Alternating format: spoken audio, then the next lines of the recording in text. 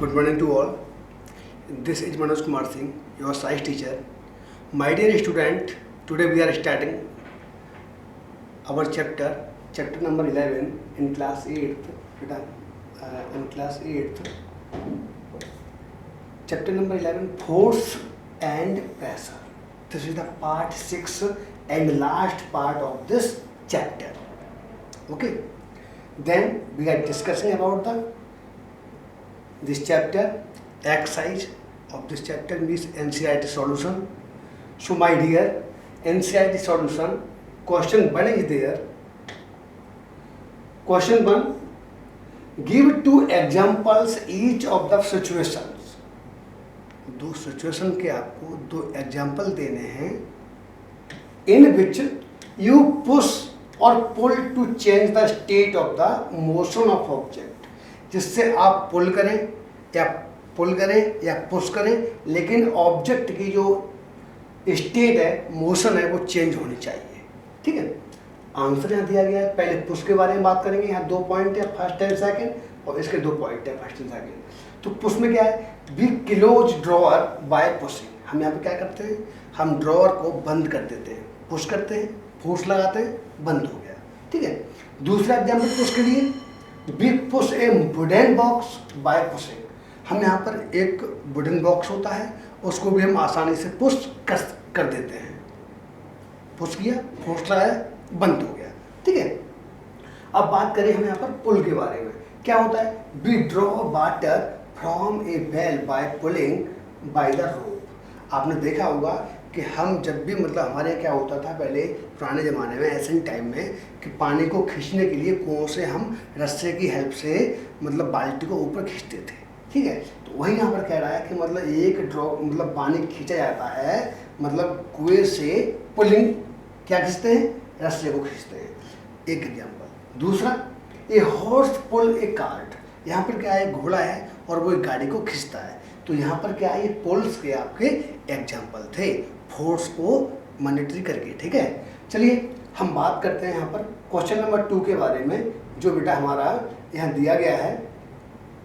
अब देखिए question number 2 क्या है हमारा, यहाँ दिया गया, give 2 examples of situation in which applied force causes A change in the shape of an object. यहाँ पर बात कर रहे थे, फर्स्ट क्वेश्चन में बात कर रहे थे अप्लाइड मतलब कि यहाँ पर पुल और पुश किया गया है. ठीक है. लेकिन यहाँ पर क्या है, यहाँ बोला गया है 2 सिचुएशन बतानी है आपको विद 2 एग्जाम्पल, कि यहाँ पर ऑब्जेक्ट की शेप में चेंज किया गया है. ऑब्जेक्ट की शेप में चेंज किया गया है. अब क्या चेंज किया गया है, देखते हैं. आगे देखिए बेटा, यहाँ पर दिया गया है, when we apply force on the rubber band. जब हम रबर बैंड छोटा होता है उस पर फोर्स अप्लाई करते हैं तो उसकी शेप में चेंज होता है. ठीक है. दूसरा स्ट्रेच होता है इसके बाद वो. अब and clay to change its shape. आपने क्ले देखा होगा, क्ले से हम कोई भी पॉट बना सकते हैं, कोई भी मतलब आपका सब्सटेंस बना सकते हैं रैंडमली, टेम्परेरी. तो क्या होता है बेटा, आपका दूसरा एग्जाम्पल है किसका, आपका मतलब change of the shape of an object के लिए. ठीक है. आगे बढ़ते हैं क्वेश्चन नंबर 3 की तरफ. क्या है बेटा, यहाँ पर आपका दिया गया है, फिल इन द ब्लैंक्स. गौर से समझिएगा, बहुत इजी है. यहाँ पर fill in the blanks in the following statement. ये सारे स्टेटमेंट दिए गए हैं, भरने के लिए आपको दिया जाएगा और आप आसानी से भर सकते हैं. ठीक है. पहला क्या है, to draw water from a well we have to. जब हम कुएं में बाल्टी डालते हैं, ऊपर उसे पुल करेंगे. क्या करेंगे, उसको पुल करेंगे. यहाँ पर पुल आएगा. ठीक है. आप आसानी से इसको कर सकते हैं. क्वेश्चन नंबर बी क्या है, a charge body dash an uncharge body toward it. एक चार्ज बॉडी दूसरी अनचार्ज बॉडी को अट्रैक्ट करती है. क्या करती है, अट्रैक्ट करती है. यहाँ पर अट्रैक्ट आएगा. ठीक है. आप आसानी से इसको कर सकते हैं. ठीक है माय डियर. आगे देखिए, सी पॉइंट दिया गया है आपका, to move a loaded trolley we have to. अब देखिए यहाँ पे ट्रॉली दी गई है आपको और लोड है, तो उसको पुश करना पड़ता है. ठीक है. तो यहाँ पर पुश आ जाएगा आपका. बहुत इजी है, कोई दिक्कत नहीं है बेटा आपको कहीं भी. डी पॉइंट दिया गया है आपका, the north pole of a magnet dash the north pole of a another magnet. एक का नॉर्थ पोल और दूसरे का नॉर्थ पोल, बेटा दोनों का क्या होता है, यहाँ पर बेटा आपका रिपील हो जाएगा. क्या हो जाएगा, रिपील. आप समझते हैं इस चीज़ को, और आपने पढ़ा है तो आप जानते होंगे, ठीक है। तो ये इजी है और आपने क्वेश्चन 3 की एक्सरसाइज 3 पूरा कर लिया है और समझ लिया है। चलिए हम क्वेश्चन नंबर 4 की तरफ बढ़। क्वेश्चन नंबर 4 क्या कह रहा है? अब देखिए ये थोड़ा समझने वाला क्वेश्चन है, एक चीज़ को हम समझते चलेंगे, हम देखते रहेंगे क्या हो रहा है। इधर N Archer stretch her bow while taking aim at the target, एक आर्चर है वह अपने मतलब बो को स्ट्रेच करता है टारगेट की तरफ, ठीक है।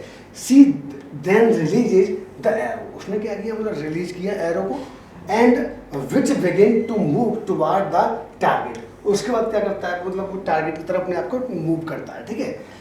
Based on this information fill up the gaps in the following statement using the following term, अलग अलग टर्म के साथ आपको उसको फिल करना है, जैसे मस्कुलर फोर्स हो गया, कांटेक्ट हो गया, नॉन कांटेक्ट हो गया, gravity, friction, shape and attraction, in word के साथ आपको उसे फिल करना है, ठीक है। चलिए अब यहाँ पॉइंट 1 दिया गया है, क्या है? टू स्ट्रेच द बो, जब बो को स्ट्रेच किया गया, the Archer apply a force that cause A change in it's, देखिए जब ये मान लीजिए इसको आप शेप चेंज करोगे तो इसकी जब आप उसको मतलब स्ट्रेच करोगे तो इसकी शेप में चेंज आएगा, शेप में चेंज आएगा, तो यहाँ पर क्या हो जाएगा आपका शेप हो जाएगा, ठीक है, कोई दिक्कत नहीं है आपका। अब देखिए यहाँ पर बी दिया गया है, क्या है?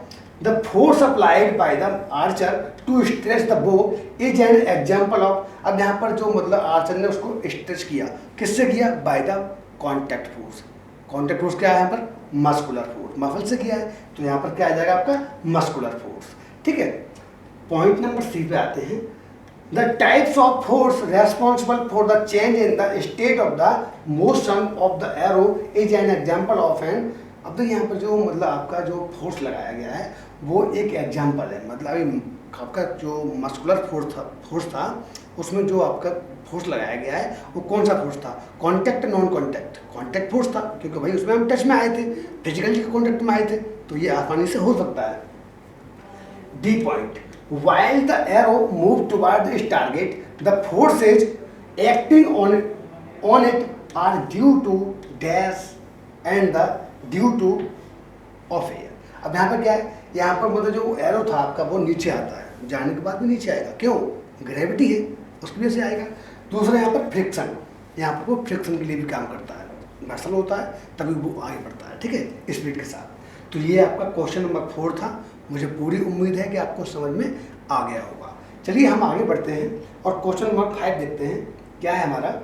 क्वेश्चन नंबर 5 यहाँ दिया गया है बेटा कि इन the following situation identify the agent exerting a force and the object on which it act, state the effect of force in each case में क्या क्या आपका इफेक्ट होगा उसकी बात कर रहे हैं यहाँ पर। तो पहला पॉइंट हमारा क्या है यहाँ पर? Squeezing a piece of lemon between the finger to extract its juice.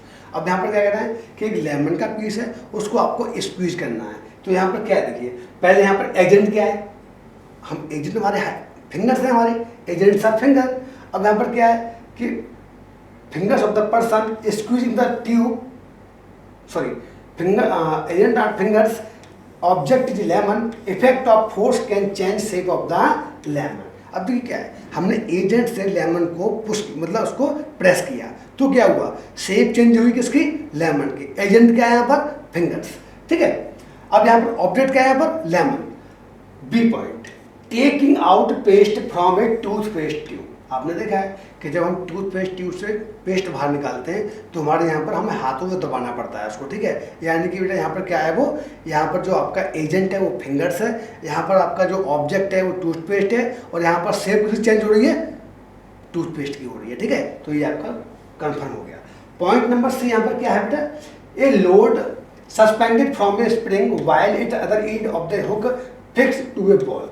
यहाँ पर क्या है? अब देखिए सी दिया गया है, एजेंट का यहाँ पर लोड सस्पेंडेड, ठीक है। ऑब्जेक्ट का यहाँ पर स्प्रिंग, एंड एफर्ट क्या है? Can be seen in the form of elongation of spring and suspension of load change in shape. यहाँ पर क्या है? उस स्प्रिंग की शेप में चेंज आ रहा है, ठीक है, बराबर उसे चेंज आ रहा है, तो यहाँ पर दिया गया है। अब यहाँ पर डी के बारे में बात कर रहे हैं, तो क्या है? An athlete making a high jump to clear the bar और एट ए सर्टेन हाइट। यहाँ पर क्या होता है, एक मतलब एथलीट होता है, उसे हाई जंप करना होता है, तब वो एक लॉन्ग डिस्टेंस मतलब आपका मतलब क्या करता है, उसको मतलब एकदम प्रेस करता है और आगे बढ़ जाता है, ठीक है। तो यहाँ पर क्या है, एजेंट क्या है, मसल्स है उसके एथलीट के, ऑब्जेक्ट क्या है, एथलीट खुद अपने आप में एक ऑब्जेक्ट है, और इफेक्ट क्या है यहाँ पर कि यहाँ पर उसकी शेप में, यहाँ उसकी मूवमेंट में चेंज हो रहा है, शेप भी चेंज हो रही है और मूवमेंट भी चेंज हो रहा है। शेप मतलब उसकी शेप एकदम चेंज हो रही है और बाद में मतलब ठीक हो जा रही है। इसी तरह से यहाँ पर क्या है कि उसकी जो मूवमेंट है वो चेंज हो जा रही है, ठीक है। तो ये क्वेश्चन नंबर 5 था। मुझे उम्मीद है कि आपको पूरा समझ में आ गया होगा, ठीक है। आगे बढ़ते हैं क्वेश्चन नंबर 6 की तरफ। देखिए क्या है, a blacksmith hammer to a hot piece of iron while making a tool, how does the force due to the hammering affect the piece of iron. अब यहाँ बोला गया है कि एक ब्लैक स्मिथ है, वो लोहार बोलते हैं, और बेटा उसको क्या करता है, वो एक टूल बनाता है मतलब आपका आयरन का। तो कह रहे हैं मतलब कि फोर्स किस तरीके से वहाँ पर अप्लाई हो रहा है हैमरिंग और पीस ऑफ आयरन के बीच। तो यहाँ पर क्या है answer, the force due to the hammering causes the change in the shape of the iron. यहाँ पर क्या है, आयरन की शेप में चेंज आ रहा है, ठीक है। Iron can be moulded in the shape of the requirement tool. यहाँ पर क्या रिक्वायरमेंट है, क्या टूल चाहिए, उसकी शेप में उस आयरन को चेंज किया जा सकता है, ठीक है। तो यहाँ फोर्स के द्वारा यहाँ आयरन की शेप में चेंज किया जा रहा है। क्वेश्चन नंबर 7, यहाँ पर an inflated balloon was pressed against a ball after it had been rubbed with a piece of synthetic cloth। यहाँ पर क्या है, बैलून फूला हुआ है, उसको मतलब सिंथेटिक मतलब क्लोथ से रब कर रहे हैं, तो उसमें चार्ज प्रोड्यूस हुआ, ठीक है। अब वो चार्ज क्या कर सकता है, वो चार्ज दूर से किसी भी सैंड या पीस मतलब बोलेंगे स्मॉल पीस ऑफ पेंसिल्स को मतलब वो या sharpened part of the pencil को वो अट्रैक्ट करता है, ठीक है। तो यहाँ बोला गया है कि it was found that the balloon stick on the wall. अब यहाँ पर क्या है कि उसके बाद भी जो आपका जो बैलून है वो दीवार पर स्टिक होता है, ठीक है। What force might be responsible for the attraction between the balloon and the wall. अब देखिए यहाँ पर क्या है, बाल आपका जो है वो पॉजिटिव चार्ज है और जो आपका बैलून है वो नेगेटिव चार्ज है, उसमें चार्ज प्रोड्यूस हो गया है, तो क्या होगा बेटा, ये अट्रैक्ट हो जाएगा। और बेटा इस जो फोर्स यहाँ पर है इसे बोलते हैं इलेक्ट्रोस्टैटिक फोर्स, जो एक नॉन कॉन्टैक्ट फोर्स का एग्जाम्पल है। क्वेश्चन नंबर 6 हमारा हो गया है। हम 7 की तरफ मूव करते हैं, देखते हैं। क्वेश्चन नंबर 8 हमारा आ गया है, देखते हैं इसमें क्या है। Name the force acting on A plastic bucket containing water held above ground level in your hand. देखिए यहाँ पर क्या है, हम एक फोर्स को अप्लाई मतलब आपको बताना है कि हम भरी हुई पानी की बाल्टी को ले जा रहे हैं। यहाँ पर 2 फोर्स काम कर रहे हैं, एक हमारा मस्कुलर फोर्स, दूसरा हमारा ग्रेविटेशनल फोर्स, ठीक है। अब यहाँ पर क्या, discuss why the force is acting on a bucket don't bring it a change in its state of motion. यही पूछा है यहाँ पर। Force acting on bucket are as follows. पहला muscular force, or of arm acting upward, जो muscular force है उस bucket को उठाने में हेल्प कर रहा है, ठीक है। दूसरा force of gravity acting downward, both the forces don't bring any change in the state of motion. दोनों फोर्स जो है क्या हो रहा है उसमें से मतलब उसके स्टेट में कोई चेंज नहीं आ रहा है, ठीक है। Because both of them are acting in equal and opposite directions and thus they cancel each other effect। अब यहाँ पर क्या होता है, मतलब आपका एक मतलब आपका एक ग्रेविटेशनल फोर्स है, एक मस्कुलर फोर्स है, दोनों फोर्स जो है वो एक दूसरे के इफेक्ट को कैंसिल कर रहे हैं, और जब कैंसिल हो रहा है तो क्या हो रहा है उधर, वहाँ पर आसानी से कोई भी शेप चेंज नहीं हो पा रही है, ठीक है। ये इसका आंसर था। मुझे उम्मीद है कि आपको समझ में आ गया होगा। चलिए हम आगे बढ़ते हैं, क्वेश्चन नंबर 9 देखते हैं। क्वेश्चन नंबर 9 हमें दिया गया यहाँ पर क्या है हमारा, a rocket has been fired upward to launch a satellite in the its orbit. Name the 2 forces acting on the rocket immediately after levelling the launching pad. यहाँ बोला गया है कि एक आपका जो रॉकेट है उसको मतलब एक सैटेलाइट की तरफ लॉन्च किया गया है और वो किस तरह का फोर्स उस पर काम कर रहा है, ठीक है। तो force that act when a rocket leaves launching pad are as follow. पहले ग्रेविटेशनल फोर्स जो उस पर मतलब अप्लाई होता है जमीन की तरफ से, अर्थ की तरफ से उसकी तरफ, आगे जिसे हम जो डाउनवार्ड की तरफ लगता है, आगे फ्रिक्शनल फोर्स ऑफ एयर, ठीक है। इन अपोजिट डायरेक्शन, जो उसकी अपोजिट डायरेक्शन में काम करता है। आगे बढ़ते हैं बेटा हम और देखते हैं हमारा क्वेश्चन नंबर 10 क्या कहता है। क्वेश्चन नंबर 10 ये हमारा बेटा एमसीक्यू है। When we press the bulb of a dropper with its nozzle kept in water, air in the dropper is seen to escape the form of bubbles. When we release the pressure on the bulb, water gets filled in the dropper. The rise of water in the dropper is due to, अब देखिए यहाँ बोला गया है कि आपका जो water है वो किस तरीके से इसको प्रेस कर रहा है और यहाँ पर कौन सा फोर्स हमारा काम कर रहा है, उस फोर्स के बारे में बात की गई है। तो यहाँ बेटा हमारा जो फोर्स है वो एटमोस्फेरिक प्रेशर है। जो हमारा प्रेशर काम कर रहा है वो कौन सा है, एटमोस्फेरिक प्रेशर है और वो आसानी से उस पर अप्लाई हो रहा है। ठीक है, चलिए हम देखते हैं और इससे थोड़ा आगे बढ़ते हैं। Homework, right the exercise. आपको ये एक्सरसाइज आपकी नोट में करनी है, आप आसानी से कर सकते हैं।